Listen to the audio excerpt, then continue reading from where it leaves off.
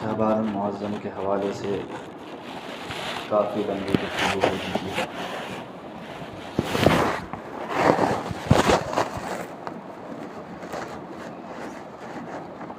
کچھ چیزیں تھیں جو شب برات کے موقع پر بھی چونکہ وقت کی قلت کی وجہ سے نہیں ہو پائی۔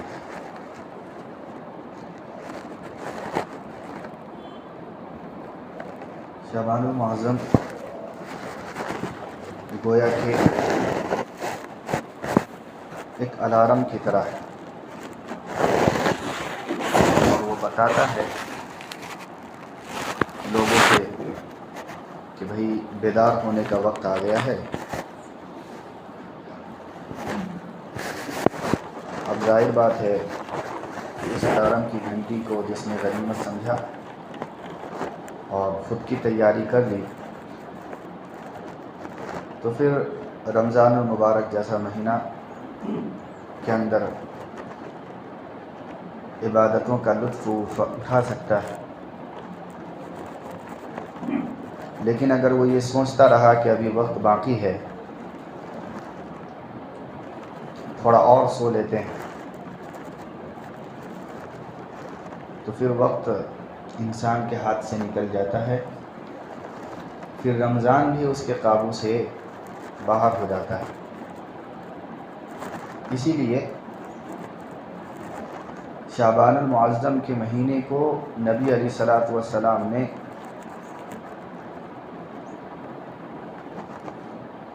فرمایا کہ رجب اور رمضان کے درمیان کا جو مہینہ ہے، ان مہینوں کے درمیان میں اکثر و بیشتر غافل رہتے ہیں۔ غافل کا لفظ نبی علیہ الصلوۃ والسلام کی حدیث میں ہے، اس لیے میں نے اسے الارم کا ترجمہ کیا۔ فرمایا کہ اس غفلت کو میں نے دور کرنی ہے اور یہ بتانا ہے کہ آنے والا رمضان، چونکہ اگر ابھی آپ بیدار نہیں ہوئے تو یہ جو غفلت کا مہینہ ہے اس کی منحوسیت رمضان کے اوپر بھی طاری ہو سکتی ہے۔ اس لیے امت کو بیدار کیا ہے کہ شعبان کے مہینے میں کم از کم نیند سے بیدار تو ہو ہی جانا چاہیے، آدمی کو سوچ فکر سے بیدار ہو جانا چاہیے۔ ہر انسان گناہ کا پتلا ہے، گناہ کرتا رہتا ہے، تو اب وہ ذرا توبہ تائب کر کے اللہ رب العالمین کے سامنے اپنے ہاتھوں کو پھیلا کر کے کچھ عہد و پیمان کر لینا چاہیے، تاکہ رمضان کے مہینے میں عبادت کے اندر لطف باقی رہے، مزہ باقی رہے اور اس کی حساسیت بیدار رہے، اور پورا مغز رمضان المبارک کا وہ حاصل کر سکے، پورے اثرات کو اپنے اندر اتار سکے، اس کے پوری نور کے اندر جو ہے اپنے دلوں کو جو ہے جگمگا سکے۔ اسی لیے فرمایا کہ میرا یہ دل چاہتا ہے کہ چونکہ میں نے بتایا تھا کہ شعبان المعظم کا وہ مہینہ ہے کہ آخرت کے اعتبار سے سب سے اخیر مہینہ مانا جاتا ہے۔ دنیا کے اعتبار سے آپ کا محرم اسلامی مہینہ ہے، اور جنوری یہ چونکہ دنیاوی اعتبار سے ہے، لیکن شعبان اس زمانے میں جب ہم قیامت میں ہوں گے عالم آخرت میں، تو آخر جو ہے مہینہ شمار کیا جائے گا۔ تو فرمایا کہ جب مہینے کا آخری حصہ چل رہا ہو تو آپ نے فرمایا کہ میرا دل چاہتا ہے کہ میں روزہ کے عالم میں رہوں، اور میرے مہینے کا آخری لمحہ میرے روزے کے ساتھ جو ہے قلم بند کیا جائے۔ اس لیے بڑی فضیلتیں ہیں احادیث کے اندر شعبان المعظم کی۔ وجہ اس کی یہ ہے کہ جو آنے والا مہینہ رمضان ہے اس کی قدر معلوم ہو سکے، بس یہی ایک ایسی علت ہے جو تمام احادیث کا اگر آپ اکٹھا کریں گے اور مجموعہ نکالیں گے تو بس یہی ایک علت نکلتی ہے کہ آگے رمضان ہے، اس کی قدر کرنے کے لیے یہ ساری فضیلتیں اس مہینے کے اندر۔ پورا خلاصہ فضیلتوں کا یہی نکلتا ہے، پورا خلاصہ۔ کہ رمضان کی تیاری کیسے ہو۔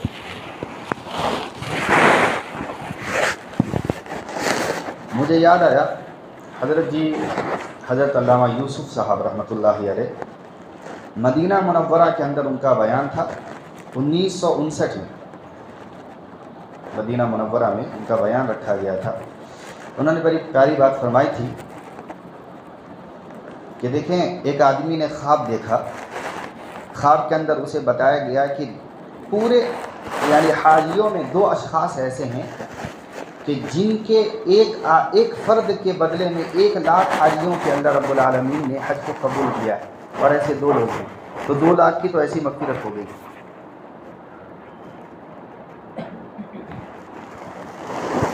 تو وہ تاثر دینا چاہ رہے تھے کہ پوری دنیا کا تہجد کی نمازوں میں اٹھنا، تمام کا جو ہے نمازی اور جو ہے قرآنی بن جانا، یہ کوئی ضروری نہیں۔ ہم اور آپ جسے مومن طبقہ کہا جاتا ہے، اللہ بنا دے، ان کا کر لینا، عمل کا کر لینا، گویا کہ زندگی کی بقا بھی ہے اور اس دنیا کی بقا بھی انہی کے اوپر گھومتا ہے۔ یہ جو چند چہرے مساجد کے اندر آتے ہیں، مدارس کے اندر آتے ہیں، اسے معمولی نہ سمجھا جائے، انہی کی بدولت دنیا قائم ہے۔ بعض مرتبہ آپ سنے ہوں گے مسائل کے اندر کہ جو نماز پڑھی جاتی ہے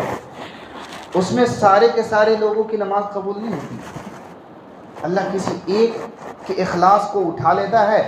اور پھر اسی اخلاص کو پھیلا کر کے سارے نمازیوں کے جو ہے اعمال کو قبول کر لیتا ہے، نمازوں کو قبول کر لیتا ہے۔ تو کسی ایک بندے کی نماز کا قبول ہو جانا،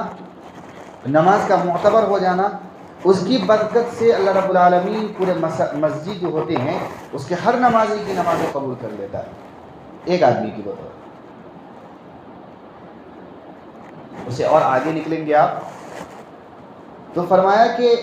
دنیا چونکہ لاکھوں اور کروڑوں آباد ہیں، اس کے اندر اربوں لوگ آباد ہیں، لیکن فرمایا کہ جب تک ایک مومن بندہ ایسا ہوگا کہ صرف اور صرف اللہ رب العالمین پر ایمان رکھے گا، جو بھی ایمان کے تقاضے ہیں، تو فرمایا کہ ان کی اخلاص کی بدولت ہم پوری کائنات کو چلائیں گے۔ گویا کہ اب ان کا اخلاص کے اندر اتنی پاور ہے کہ ان کے اخلاص کو اللہ رب العالمین پوری کائنات کے اور عالم کے لوگوں پر تقسیم کر دیتا ہے اور اپنی نظر رحمت اس کے اوپر ڈالتا رہتا ہے۔ بالفرض اگر یہ اخلاص کا تنہا بندہ بھی اس جہان سے ختم ہو جائے تو اب فرماتے ہیں کہ مقصد اصلی فوت ہو گیا، چونکہ اللہ کو اپنی ربوبیت بتانی ہے، تو اب وہی چیز نہیں رہی اور عالم نے بغاوت کر دیا، تو اب فرماتے ہیں کہ اپنی دوسری سنت یعنی قیامت کو جاری اور نافذ کر دیا جائے۔ تو میں نے کہا کہ ہمارا اور آپ کا مقام اللہ رب العالمین کے یہاں بہت بڑا ہے، بہت بڑا مقام۔ سب سے پہلے اس احساس کمتری کو نکال دیجئے کہ ہم سے کچھ نہیں ہوتا، بلکہ ہم ہی ہیں اور آپ ہیں کہ جس کی بدولت اللہ رب العالمین نے سورج کے نظام کو قائم کر رکھا ہے، ستاروں کے نظام کو قائم کر رکھا ہے، دن اور رات کی گردش کا آنا جانا، یہ نہ جانے ہم میں سے کون ہوگا جس کی بدولت اللہ رب العالمین نے اس جو ہے پوری کائنات کے نظام کو جو ہے برابر سرابر بنا رکھا۔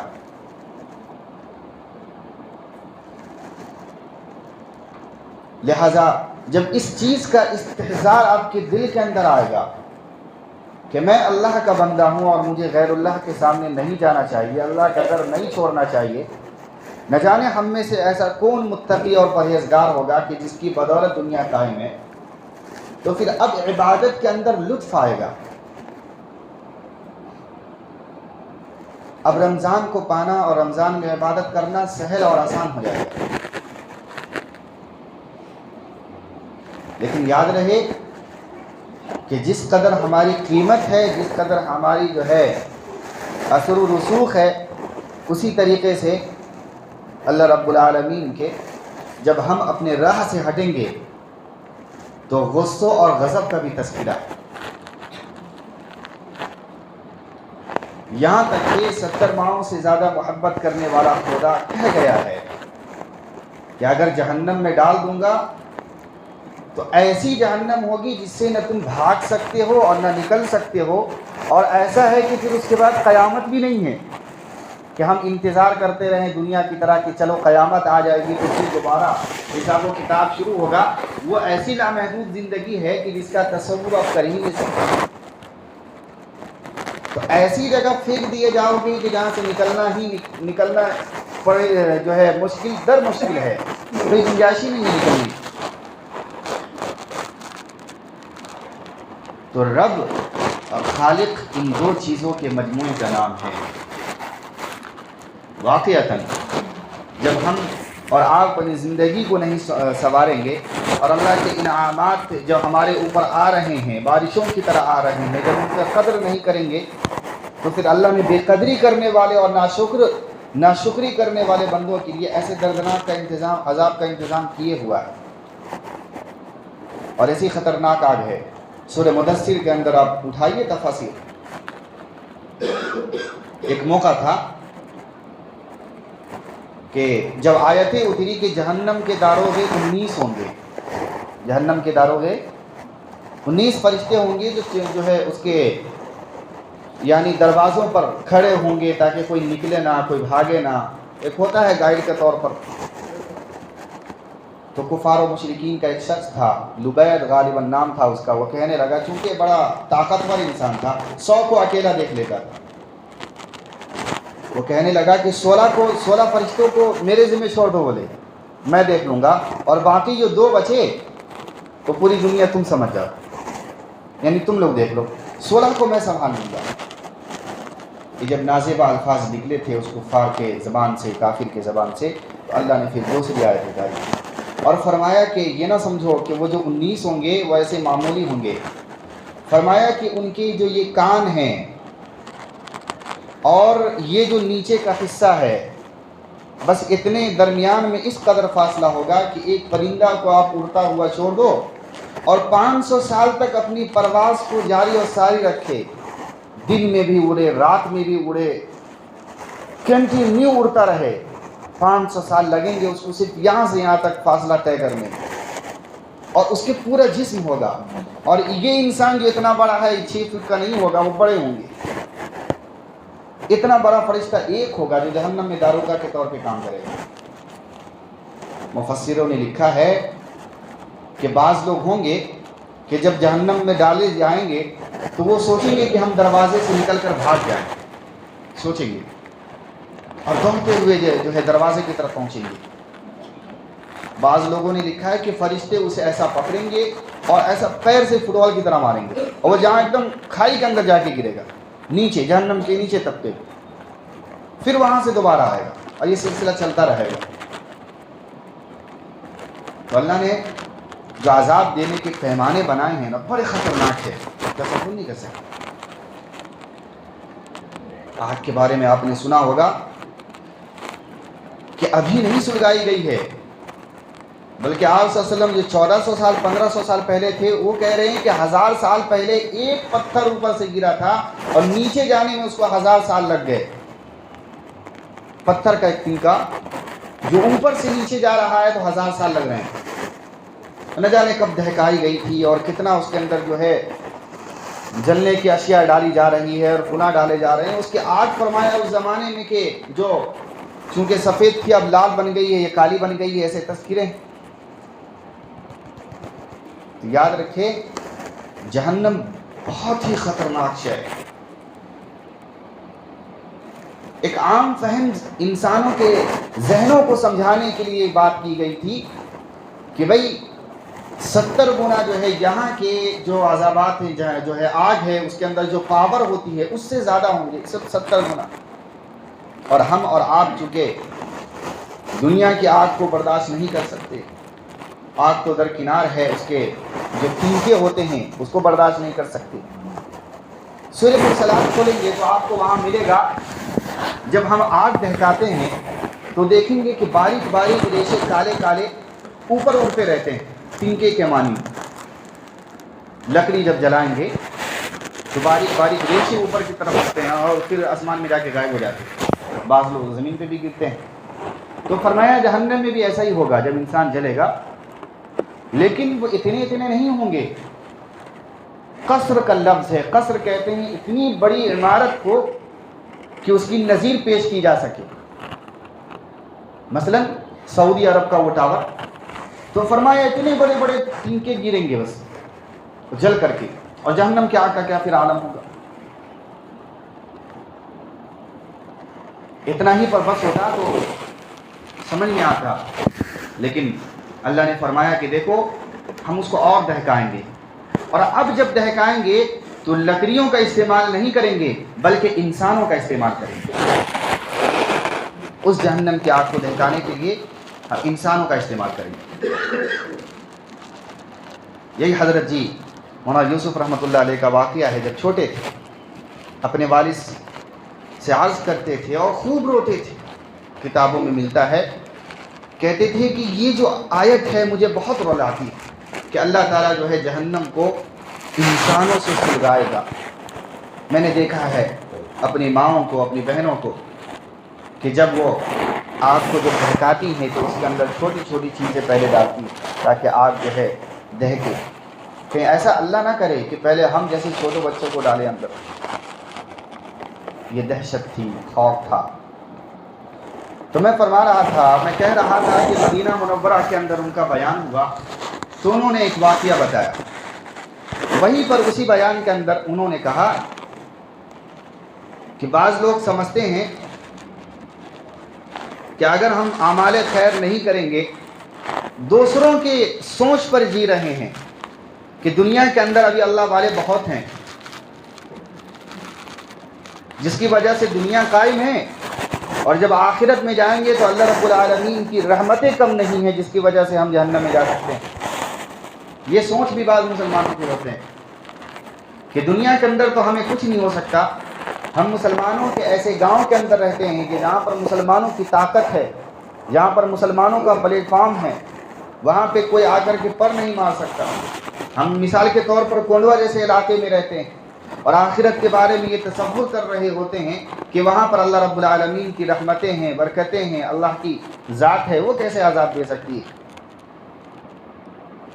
ان کی سوچ کو ختم کیا ہے ایک واقعے کے ذریعے علامہ یوسف صاحب نے۔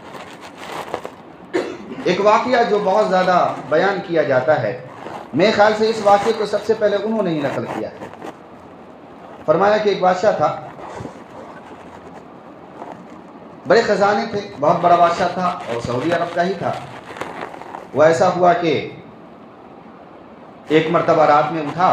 نیند ٹوٹ گئی اور سوچا کہ ذرا خزانوں کا معائنہ کر کے آؤں اور دیکھوں کہ میں نے کتنے جمع کیے ہیں، چونکہ رات کا وقت تھا، تنہائی کا عالم تھا، یہی سب باتیں خیال آئیں گی۔ وہ گیا، اندر گھوما، اور گھومنے کے بعد آخر میں کہتا ہے کہ میں نے اتنے ہیرے جواہرات کو اکٹھے کر رکھے ہیں کہ میری 5 پشتیں بیٹھ کر کے کھائیں گی اور پھر بھی ختم نہیں ہوگا،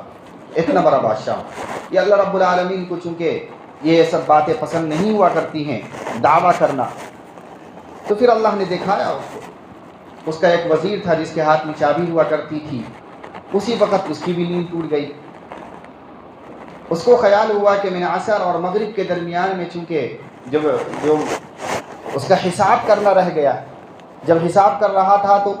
اس کو یہ بھول گیا کہ میں نے وہ جو ہے دروازہ بند کیا کہ نہیں کیا حساب کرنے کے بعد۔ پھر اس کے بعد وہ گیا اور جا کر کے تالا مارا۔ تقریباً انہوں نے فرمایا کہ 5 دن تک وہ اسی کے اندر رہا۔ 6ٹھے دن جب لوگوں کو معلوم چلا کہ بادشاہ کی خود تلاشی ہو رہی ہے وہاں یہاں وہاں، تو اس کے جو ہے خزانوں کا معائنہ کیا گیا تو وہاں پر ایک چٹھی کے ساتھ مرا پڑا ہوا تھا۔ فرمایا کہ دیکھیں میں نے یہ سوچا تھا اور اللہ نے ایسا دیا، لہٰذا میں یہ تأثر دینا چاہتا ہوں، پیغام دینا چاہتا ہوں کہ اب خدا کی خدائی میں ایسا دعویٰ نہ کیا جائے اور اعمال کے بنانے کی فکر کی جائے۔ تو پھر اللہ رب العالمین کسی کو بخشتا نہیں ہے، یاد رکھیں۔ یہ جو انعامات کی گھڑی چل رہی ہے، ایام کی گھڑی چل رہی ہے، یہ میں نے ایک پیغام دیا تھا آپ سے اتوار کو۔ میں نے کہا تھا کہ پچھلے امتوں میں انبیاء علیہ الصلوۃ والسلام کے جو زندگیاں ہوتی تھی ان کو اللہ رب العالمین امت کے سامنے لاتے تھے، ان کے اوقات کو لاتے تھے تاکہ یہ جو معتبر راتیں ہیں، ان کے جو معتبر ایام ہیں اور معتبر دن ہیں، وہ پھر یہ ہوتا تھا کہ ان اوقات کو آنے کی وجہ سے ساری زندگیاں معتبر ہو جاتی تھی، ساری زندگیاں۔ اب چونکہ انبیاء علیہ الصلوۃ والسلام رخصت ہو چکے ہیں، آنا دروازہ بند ہو گیا ہے، اب یہ فیصلہ کیا گیا ہے کہ معتبر راتیں اور معتبر ایام اس امت کے اندر لائے جائے، مثلا شب قدر کی راتیں لائی جائے تاکہ وہی چیز لوٹے اور اللہ کی رحمتیں آئیں دوبارہ۔ شب برات کی راتیں، رمضان المبارک کا پورا مہینہ اسی بنیاد پر لایا گیا ہے، یاد رکھیں۔ رمضان المبارک اس سے پہلے امت کے اندر نہیں تھا، نہ شب قدر تھی نہ شب برات تھا۔ یہ کیوں دیا گیا اس امت کو؟ انبیاء رخصت ہو گئے ہیں، اب اتنا معزز ترین اور اہمیت والے فضیلت والے راتوں اور ایام کا ملنا تو مشکل ہے، تو نیچے اتر کے یہ فرمایا کہ ان اوقات کو رکھوں گا، اب تم سبحان اللہ بھی کہہ دو گے تو تمہاری مغفرت کر جاؤں گا۔ ایک واقعہ سنا کے بیان کو ختم کروں۔ جب مدینہ منورہ مکہ مکرمہ کی تعمیر ہو رہی تھی، آخری مرتبہ جب ترکوں نے کی تھی، تو اس موقع پہ اعلان کیا تھا کہ جس نے ایک مرتبہ بھی غلاف کعبہ کو چھو لیا، یعنی بنانے میں شریک ہو گیا، پورے دن کے اخراجات میں اس کو دیا کریں گے۔ یعنی حکومت نے اعلان کیا تھا جو بھی مزدوری ہوتی ہے پوری دیں گے۔ اب لوگوں بھی بڑے چالاک تھے، جو دودھ پیتے بچے ہوتے ہیں، ماں ان کو بھی لے کے جاتی تھی اور دیوار پہ ہاتھ لگوا دیتی تھی اور پورے دن کی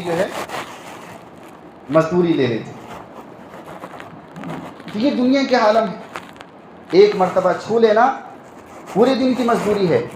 کہ اللہ رب العالمین اس سے زیادہ رحم دل نہیں ہے کہ رمضان المبارک میں ہم اور آپ ایک مرتبہ سے سبحان اللہ کہیں گے تو 70 نوافل کا ثواب دے، جو حدیث میں آیا۔ یہ چیزیں ہوں گی، لیکن ضرورت اس بات کی ہے کہ کم از کم آپ اپنے محلوں سے اٹھ کر کے مسجد تو آئیں، نماز تو پڑھیں، اللہ کو یاد تو کریں۔ بعض مرتبہ ہم نے رمضان میں دیکھا ہے کہ سارے چیزیں ہوتی ہیں سوائے نماز کے اور سوائے اعمال کے، دنیا کے سارے کام ہوتے رہتے ہیں، اور یہ اس خوشی میں جی رہے ہوتے ہیں کہ یہ رمضان المبارک کا مہینہ ہے، ہم جہاں بھی رہیں گے اللہ کی رحمت اترے گی۔ اس سوچ میں نہ رہیں، ہمہ وقت اللہ رب العالمین کے ہر جگہ رحمت نہیں ہوا کرتی۔ بعض مرتبہ رمضان المبارک کے مہینے میں اللہ رب العالمین نے قوموں کو ہلاک کیا، برباد کیا۔ اس چیزوں کا بھی استحضار رہے۔ آنے والا مہینہ اللہ رب العالمین کا عنایت کرتا ہے، اس کے اندر خوب اعمال خیر کی کرنے کی کوشش کریں اور صحیح کریں، جو سنت نہ پڑھیں سنت پڑھیں۔